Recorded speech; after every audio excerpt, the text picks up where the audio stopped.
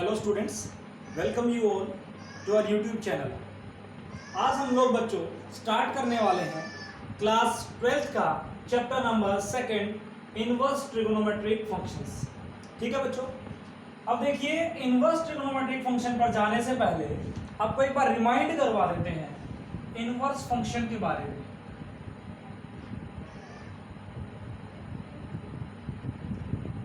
Inverse function क्या कहता था बच्चों? एक ऐसा फंक्शन, अगर f हमने एक फंक्शन डिफाइन किया है x से y में, तो f जो है बच्चों 1 1 और ऑन टू दोनों होना चाहिए, तभी जाकर के हमारा फंक्शन क्या होता है, इनवर्टिबल। या फिर मैं अगर बात करूं तो f इनवर्स इस तरीके से डिफाइन होना चाहिए, जैसे f डिफाइंड है x से y में, f इनवर्स डिफाइन हो जाएगा y से x में। ठीक है, और 1 1 और ऑन टू होने से क्या मतलब था बच्चों हमारा? ऑन टू तो ये कहता है भाई जो फंक्शन की कोडोमेन है वो रेंज के इक्वल हो जाए। किसके इक्वल हो जाए बच्चों? रेंज के इक्वल हो जाए। अगर फंक्शन की कोडोमेन रेंज के इक्वल हो रही है तो इसका मतलब ये है प्यारे बच्चों कि जब हमने इनवर्स डिफाइन किया तो जो इसका फंक्शन का जो डोमेन था, ये है आपका डोमेन और ये आपका कोडोमेन, और हमने ऑन टू दिखाने के माध्यम से ये भी बता दिया बच्चों कि जो कोडोमेन है वो रेंज है। यानी कि एक्चुअली ऐसा हो गया एफ इनवर्स में कि जो डोमेन था वो रेंज बन गया और जो रेंज था वो डोमेन बन गया। यही कहता है आपका इनवर्स। ठीक है बच्चों, तो हम अब बात करेंगे इनवर्स ट्रिगोनोमेट्रिक फंक्शन की। अगर हमने साइन कोई फंक्शन लिया है बच्चों x से y में, अगर हमने साइन कोई फंक्शन लिया है बच्चों x से y में, तो साइन इनवर्स जो होगा डिफाइंड वो होगा y से x में। ठीक है, सेम वे में हमारे पास बाकी जो ट्रिगोनोमेट्रिक फंक्शन बच गए इसी तरीके से उनका भी इनवर्स डिफाइन होगा। तो चलिए स्टूडेंट्स शुरुआत करते हैं साइन फंक्शन के इनवर्स से।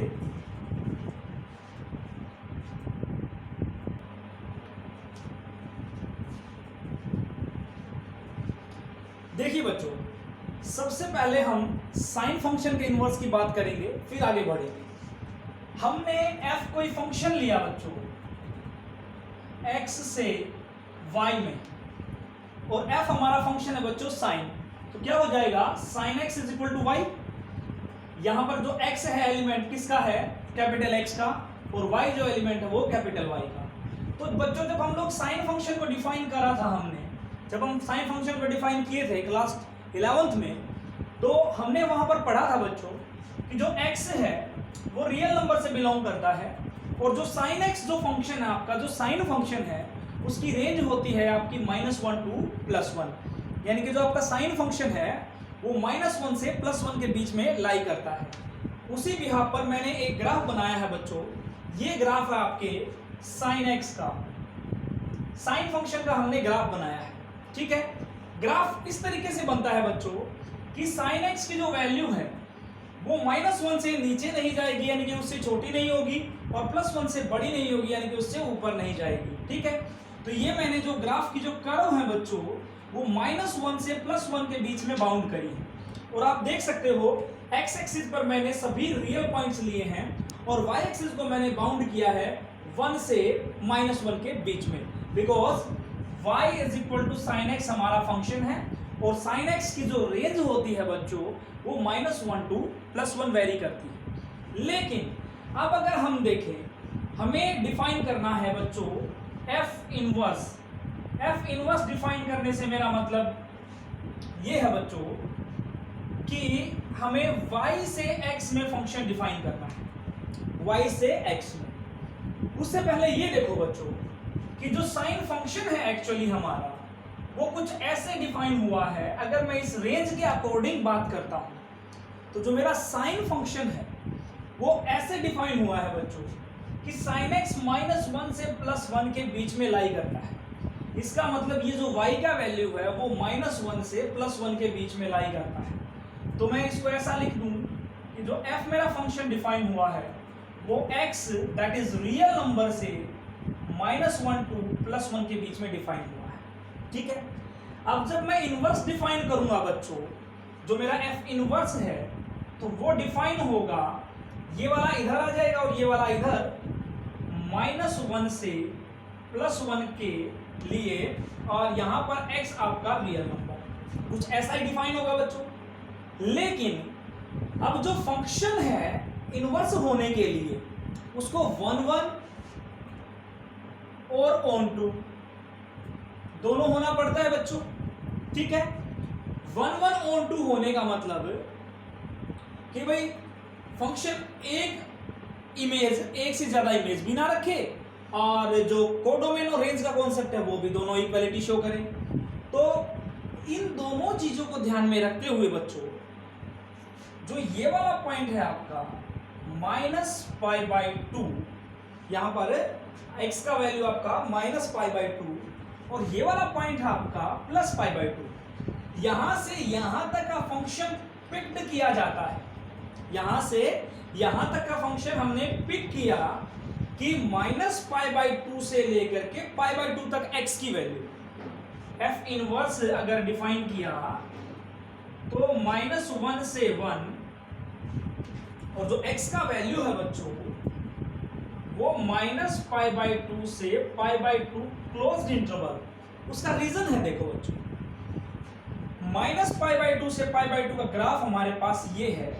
जब आप इस पर HLT टेस्ट लगाते हो, जो आपने क्लास 11th में पढ़ा होता है बच्चों, HLT एक टेस्ट होता है, हॉरिजॉन्टल लाइन टेस्ट, +1 क्लास में पढ़ा होगा आपने, हॉरिजॉन्टल लाइन टेस्ट। वो ये कहता है कि किसी भी फंक्शन का ग्राफ ड्रॉ कीजिए और फिर उसके बाद उसमें हॉरिजॉन्टल लाइन लगाइए। अगर वो हॉरिजॉन्टल लाइन सिर्फ एक ही पॉइंट पर काटती है तो वो फंक्शन होता है आपका 1 1 फंक्शन। तो बच्चों 1 1 तो हो गया बिल्कुल, ठीक है। और ऑन2 होने के लिए आपको पता ही है कि हर एक एलिमेंट, इधर का जो हर एक एलिमेंट है y, इस वाला हर एक एलिमेंट उधर हर एक के साथ एसोसिएट होना चाहिए। तो बच्चों ऐसे ऐसे आप देख सकते हो, -π/2 से π/2, π/2 से 3π/2, और आगे 3π/2 से जब मैं इसको ऊपर तक ले जाऊंगा तो यहां तक का भी ऐसे, मतलब यहां पर -π/2 से उधर आपका x पे -3π/2, और फिर नीचे तक बहुत सारे ऐसे ऐसे इंटरवल्स बन रहे हैं बच्चों हमारे पास, जहां पर हमारा फंक्शन 1 1 भी है और ऑन2 भी है। मतलब ऐसे बहुत सारे इंटरवल्स हमारे पास आ रहे हैं। नॉट ओनली आपका -π/2 से लेकर के π/2, बट आपका π/2 से लेकर के 3π/2, π/2 से लेकर के 3π/2, और इधर आपका 3π/2 से लेकर के आगे आपका 5π/2। ऐसे मतलब इधर प्लस में भी और उधर माइनस में भी बहुत सारे इंटरवल्स निकल के आ रहे हैं, जिनमें से -π/2 से π/2 को ऑप्ट किया गया है प्रिंसिपल वैल्यू ब्रांच के लिए। किसके लिए ऑप्ट किया गया है प्यारे बच्चों? प्रिंसिपल वैल्यू ब्रांच के लिए। इसीलिए हम लोग जो साइन फंक्शन है उसका इनवर्स डिफाइन करते हैं -π/2 से π/2 क्लोज्ड इंटरवल को ध्यान में रखते हुए। ठीक है प्यारे बच्चों, तो जो जब f आपका फंक्शन डिफाइन हुआ x से y में, तो अब x जो है एक्चुअली हमने जो लिया वो -π/2 से, वो हमने -π/2 से π/2 के बीच लिया है। तो f जो है बच्चों फंक्शन डिफाइन हुआ -π/2 से π/2 closed interval up to -1 to 1, यानी कि ये x के लिए स्टैंड करता है और ये y के लिए स्टैंड करता है। अब अगर ये बात है तो f इनवर्स कुछ इस तरीके से डिफाइन होता है बच्चों कि f inverse is a function from -1 to 1 closed interval to -π/2 to +π/2 closed interval.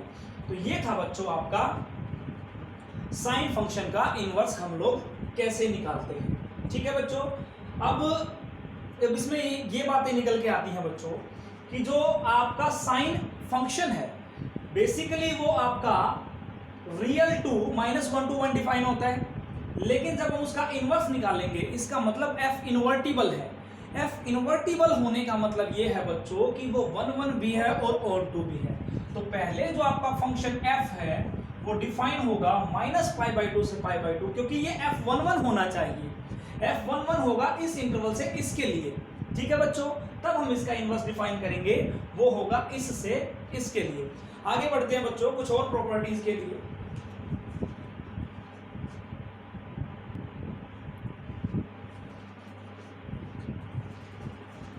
Next है बच्चों, हमने एक फंक्शन लिया x से y में such that fx = cos x, यानी कि इस बार जो हमने फंक्शन डिफाइन किया है बच्चों वो हमने cos x लिया है, और हम बात करेंगे cos के इनवर्स के बारे में।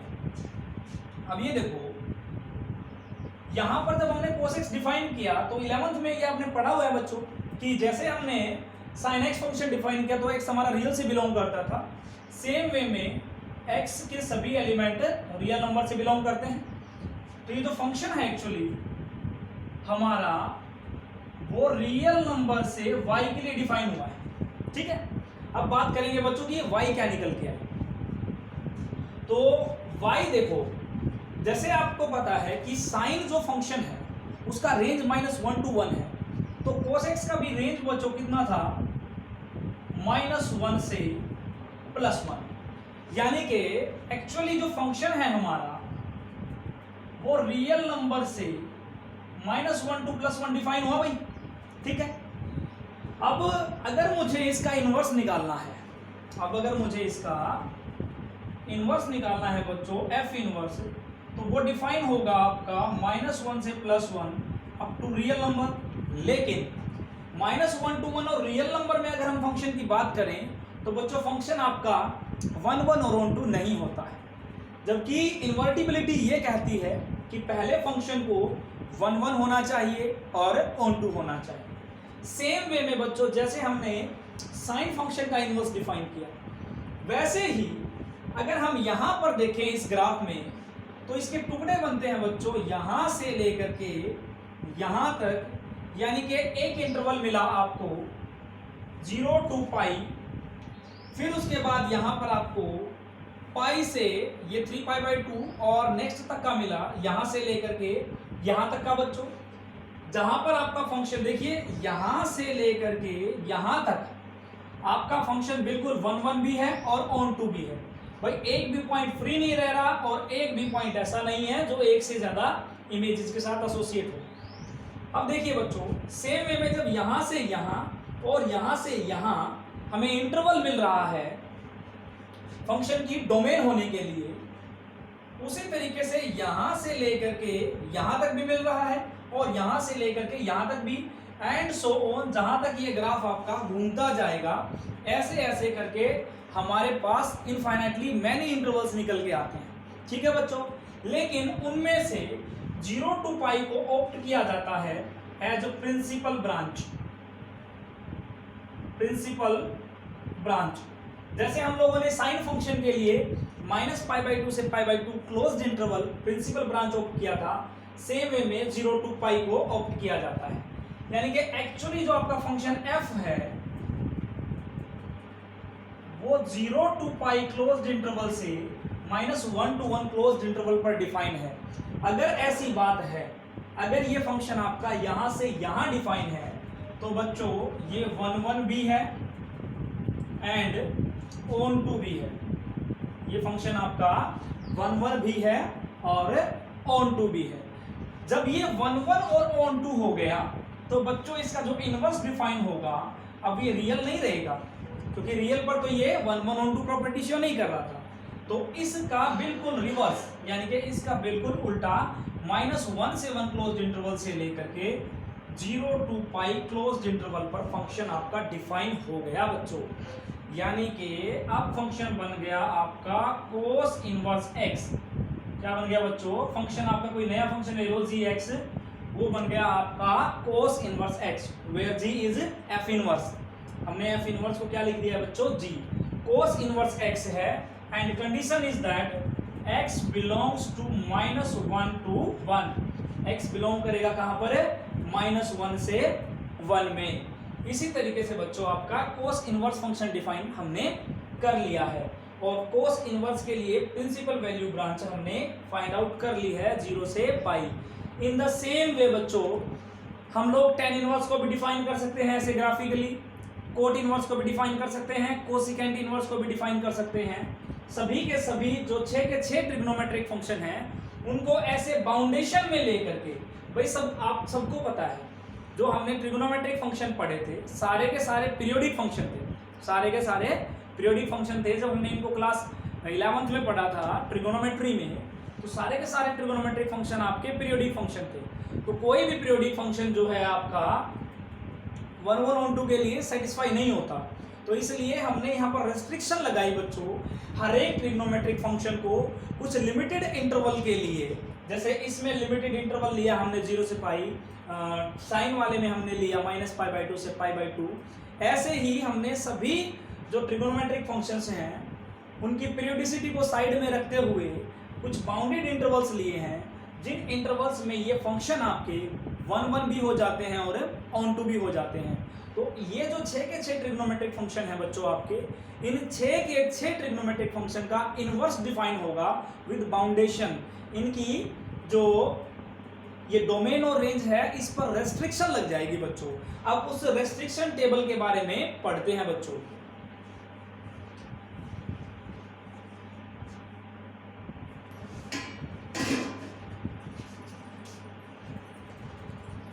अब देखते हैं बच्चों कुछ इनवर्स ट्रिगोनोमेट्रिक फंक्शंस, उनके डोमेन और उनके रेंज। जैसे मैंने आपको साइन इनवर्स एक्स और कोस इनवर्स एक्स के लिए बताया बच्चों, वैसे ही आप लोग tan inverse, cot inverse, secant inverse, cosecant inverse के डोमेन और रेंज को डिफाइन कर सकते हैं। मैं एक बार एक्सप्लेन कर देता हूं स्टूडेंट्स, आपको लर्न करने में थोड़ी हेल्प हो जाएगी। साइन इनवर्स एक्स का हमने सोल्व करके बताया बच्चों, डोमेन यानी कि है पॉसिबल वैल्यू ऑफ एक्स। आपका जो x है वो बिलोंग करेगा -1 से 1 क्लोज्ड इंटरवल के लिए, और ये है आपका बच्चों y जो रिजल्ट के तौर पर निकल के आता है। भाई आप यहां से कोई भी वैल्यू इसके अंदर डालोगे, साइन इनवर्स में x की कोई भी वैल्यू यहां से डालोगे तो y जो आउटपुट के तौर पर आपको मिलेगा वो हमेशा ही इस इंटरवल से मिलेगा, -π/2 से π/2 क्लोज्ड इंटरवल के लिए। सेम वे में कोस इनवर्स में आप x कोई भी डालोगे यहां से -1 to 1 क्लोज्ड इंटरवल से, तो y आपको निकल के मिलेगा 0 to π क्लोज्ड इंटरवल से। अब बात करते हैं बच्चों टेन इनवर्स की। टेन इनवर्स फंक्शन जो है उसका जो डोमेन है आपका वो होता है सेट ऑफ रियल नंबर्स। क्यों? देखो जब हम लोग टेंजेंट x को डिफाइन करते हैं, जब हम लोग tan x को डिफाइन करते हैं तो x बिलोंग करता है बच्चों रियल नंबर से। जब हम टेन इनवर्स लेंगे, यानी कि अगर हमने f कोई फंक्शन लिया था x से y में, तो f इनवर्स हो जाता है बच्चों हमारा y से x में। यानी कि ये जो रियल नंबर यहाँ पर किसका काम कर रहा था, हमारा डोमेन था टेन फंक्शन के लिए, और इसका रेंज भी हमारा रियल नंबर निकल के आता है बच्चों। ठीक है, आपको पता ही होगा कि टेंजेंट हमारा अप टू इंफिनिटी तक वैल्यू देता है, चाहे वो प्लस में जाए चाहे माइनस में जाए। जब हम लोग इसका इनवर्स डिफाइन करेंगे तो फंक्शन y से x में चला जाएगा। अब पॉइंट वही आता है बच्चों, y तो कोई भी रियल नंबर चलेगा, y तो कोई भी रियल नंबर चलेगा, लेकिन इस रेस्ट्रिक्शन में ही फंक्शन आपका 1 1 और 2 होता है। तो फंक्शन टेन इनवर्स के लिए जो रेंज आएगी बच्चों वो -π/2 से π/2 ओपन इंटरवल है बच्चों। साइन इनवर्स में ये था आपका क्लोज्ड इंटरवल, जबकि टेन इनवर्स में ओपन इंटरवल है। रीजन इज दैट स्टूडेंट्स कि π/2 के किसी भी मल्टीपल पर टेंजेंट आपको कोई डिफाइंड वैल्यू नहीं देता है। नेक्स्ट कोट इनवर्स है बच्चों। कोट इनवर्स जैसा कि आपको पता है, कोट जो है टेन का उल्टा होता है। हम ये नहीं बोल सकते कि टेन इनवर्स कोट इनवर्स का उल्टा होता है या फिर कोट इनवर्स टेन इनवर्स का उल्टा होता है। Later on we will discuss on it. अभी के लिए y is equal to cot inverse x, इसका जो डोमेन है बच्चों वो होगा सेट ऑफ रियल नंबर्स और रेंज होगा 0 से pi open interval. Reason is that 0 के लिए भी फंक्शन आपका वही लाइकवाइज आपको वही नॉट डिफाइंड वैल्यू देगा, और पाई पर भी आपको वो नॉट डिफाइंड वैल्यू देगा। सीकेंट इनवर्स की अगर बात करें तो इसका डोमेन है बच्चों real minus open interval of -1 to 1। आपको पता है आपका फंक्शन इसके लिए डिफाइंड नहीं होगा। आप इसके अंदर से कोई वैल्यू डालोगे इस इंटरवल के अंदर से, तो फंक्शन आपको डिफाइंड वैल्यू नहीं देगा, इसीलिए इसको माइनस किया गया है। ठीक है, और जो इसका रेंज निकल के आएगा बच्चों, देखो जहां पर कोस है ना, कोस का उल्टा सिकेंड होता है, तो कोस की और सिकेंड की जो रेंज है वो मैच कर रही है, लेकिन पाई बाय 2 माइनस किया गया है। क्यों? जब हम कोस का रेसिप्रोकल लेते हैं दैट इज सिकेंड, और सिकेंड हो गया आपका बच्चों 1 कोस, तो कोस पाई बाय 2 पर डिफाइंड नहीं होता, तो 1/0 जब हम लोग डालेंगे, सॉरी पाई बाय 2 पर कोस आपका 0 हो जाता है, जब हम लोग 1/0 डालेंगे बच्चों तो नॉट डिफाइंड आ जाएगा, इसलिए इस सिंगलटन वैल्यू को आउट किया गया है 0 to पाई क्लोज्ड इंटरवल से। सेम वे में हम लोग कोसिकेंट इनवर्स का कोसिकेंट इनवर्स को जब डिफाइन करते हैं तो डोमेन रहेगा इसका real minus -1 to 1 open interval, और इसका रेंज देखो बच्चों, कोसिकेंट इनवर्स किसका, कोसिकेंट पे जाइए आप, किसका उल्टा, साइन का, कोसिकेंट किसका उल्टा आपका, साइन का। तो जब आप 1/sin लेंगे, साइन कहाँ पर डिफाइंड, कहाँ पर 0 हो जाता है, 0 पर, तो 0 का उल्टा जो है नॉट डिफाइंड हो जाएगा बच्चों, इसलिए इस केस में 0 को आउट किया जाता है। तो ये था आपका 6 के 6 इनवर्स ट्रिगोनोमेट्रिक फंक्शंस का domain and range. One more important thing students, हमने लिखा साइन इनवर्स x, पहली बात तो ये साइन x की पावर -1 के इक्वल बिल्कुल भी नहीं है। दूसरी बात ये इसके भी इक्वल नहीं है कि आपने 1/sin x लिख दिया, यानी कि ये कोई पावर नहीं है बच्चों, ये कोई पावर नहीं है, ये जस्ट इसका एक सिंबल है, लिखने का पैटर्न है, तरीका है कि इनवर्स को ऐसे लिखा जाता है। एक और है, कई बुक्स इसको भी लिख देती हैं कि साइन इनवर्स x जो है आप ऐसे भी लिख सकते हो ARC, that is arc of sine x। Same way में arc of cos x, arc of tan x, ये जो ARC आर्क है ये जस्ट इनवर्स के बारे में बताता है बच्चों, कोई नई बात नहीं है, तो ये नोटेशन आपको पता होना चाहिए। दूसरी बात जो हम लोग सेम वे में, जैसे मैंने बोला sine inverse x is not equal to sine x raise to power -1, वैसे ही हम लोग अगर यूं कहें कि जो कोस इनवर्स x है उसको मैं यूं बोलूं 1/सेकेंड इनवर्स x, तो बच्चों ये भी सही नहीं है। आगे हम लोग कॉन्सेप्ट लेकर के आएंगे इसका कि जब हम लोग कोस x को बोलते हैं, कोस x को बोलते हैं कि 1/सेकेंड x, तो इसको ऐसा क्यों नहीं बोलते हैं, उसके लिए रीजन लेके आएंगे बच्चों। आगे चलते हैं, बढ़ते जैसे जैसे आप बढ़ते जाएंगे आपको ये सारी चीजें क्लियर होती जाएंगी। नेक्स्ट देखते हैं बच्चों,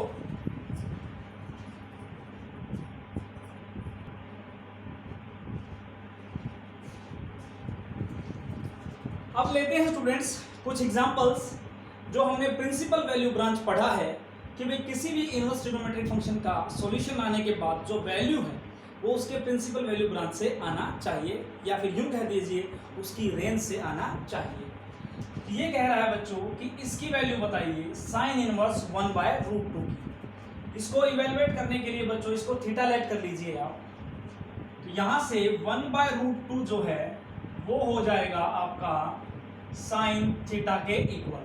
ठीक है बच्चों, ये आपने फर्स्ट चैप्टर में भी पढ़ा है कि इनवर्स फंक्शन जब ऐसे लेफ्ट टू राइट मूव करता है तो साइन इनवर्स का हो जाएगा आपका साइन, यानी कि एफ इनवर्स आपका बदल जाता है एफ में, और एफ बदल जाता है आपका एफ इनवर्स में। कंडीशन वही है, function should be 1 1 and on 2, to be invertible function must be 1 1 and on 2। अब देखिए बच्चों 1/√2 जो है साइन हमारा π/4 पर होता है। अगर मैं अब वैल्यूज कंपेयर कराऊं तो थीटा का वैल्यू आ गया बच्चों π/4, थीटा का वैल्यू कितना आ गया π/4। अब जब हमने वैल्यूज कंपेयर करवाई तो एक्चुअली हमने इनवर्स अप्लाई किया है बच्चों बोथ साइड्स, कुछ ऐसे किया है हमने sine inverse sine π/4 is equal to sine inverse sine theta. अब जब हम साइन इनवर्स साइन थीटा लेते हैं, यानी कि हमने इनवर्स लिया, और इनवर्स लेते ही कंडीशन ये है बच्चों कि जो आपका थीटा है, जो आपका थीटा है वो कहाँ से बिलोंग करना चाहिए, -π/2 से π/2 क्लोज्ड इंटरवल, -π/2 से π/2 क्लोज्ड इंटरवल। आप लोगों को एक बार रिमाइंड करवा दूं जब हमने साइन फंक्शन डिफाइन किया था x से y में, तो साइन इनवर्स बच्चों डिफाइन हुआ था y से x में। तो कंडीशन ये लग गई थी, इसका इनवर्स डिफाइन होते ही कंडीशन ये लग गई थी, जो साइन फंक्शन है वो -π/2 से π/2 क्लोज्ड इंटरवल से -1 to 1 कुछ ऐसे डिफाइन हुआ था बच्चों। तो साइन इनवर्स कैसे डिफाइन हुआ, -1 to 1 से -π/2 से π/2 के लिए। अगर साइन फंक्शन की मैं बात करूं बच्चों, तो जो थीटा का वैल्यू है वो यहां से लिया जाता है, तो वो होना चाहिए आपका -π/2 से π/2 के लिए। तो आप देख सकते हो थीटा का वैल्यू जो π/4 आया है वो -π/2 से +π/2 के बिटवीन लाई करता है। ठीक है बच्चों, सेम वे में एक दूसरा एग्जांपल और लेके देखते हैं बच्चों कि दूसरा एग्जांपल क्या कहता है। tan इनवर्स -1/√3 को अगर सोल्व करें तो वैल्यू क्या आएगी, इसको भी थीटा लेट कर लो बच्चों। ये जो थीटा लेट करना है ये प्रोसेस है प्रिंसिपल वैल्यू फाइंड आउट करने का। सेम वे में -1/√3 आ गया बच्चों value of tan theta, minus को एज इट इज रखें बच्चों। 1/√3 जो है टेंजेंट होता है आपका 30 डिग्री पर, दैट इज π/6 पर, π/6 is equal to tan theta. अब मैं इस माइनस को अंदर लेके आ सकता हूं बच्चों, because tan minus theta is equal to -tan theta. Yes और नो, ये प्रॉपर्टीज भी हमने 11th स्टैंडर्ड में पढ़ी हुई हैं। तो मैं इस माइनस को अंदर अगर ले आऊं, tangent -π/6 is equal to tan theta. अब फिर से वही बात आ गई बच्चों, अगर मैं थीटा को कंपेयर करके लिखता हूं -π/6, अगर मैं थीटा को कंपेयर करके -π/6 लिखता हूं, जिसका मतलब जो मेरा -π/6 है वो tan इनवर्स की रेंज में बिलोंग करना चाहिए, तभी तो कैंसिल होगा। और tan इनवर्स की रेंज होती है बच्चों -π/2 से π/2 ओपन इंटरवल, -π/2 से π/2 ओपन इंटरवल। बिल्कुल बच्चों, ये -90, ये आपका +90, जब मैं रेडियन को डिग्री में कन्वर्ट करूंगा तो 90 बनता है बच्चों इनका। ये -90, ये +90 और ये कितना -30, बिल्कुल इसके इन बिटवीन आता है कहीं। तो ये हो गया हमारा प्रिंसिपल वैल्यू। तो ये थे बच्चों कुछ एग्जांपल्स और हमारा कॉन्सेप्ट कि इनवर्स ट्रिग्नोमेट्रिक फंक्शन कैसे डिफाइन होता है, कैसे हम लोग उसके डोमेन और रेंज की बात करते हैं, और कैसे हमने ये देखा कि भाई 1 और 1 होना बेहद ज़रूरी है किसी भी फंक्शन का इनवर्स एग्जिस्ट करने के लिए। तो ये था स्टूडेंट्स आज का टॉपिक आपका बेसिक। Thank you.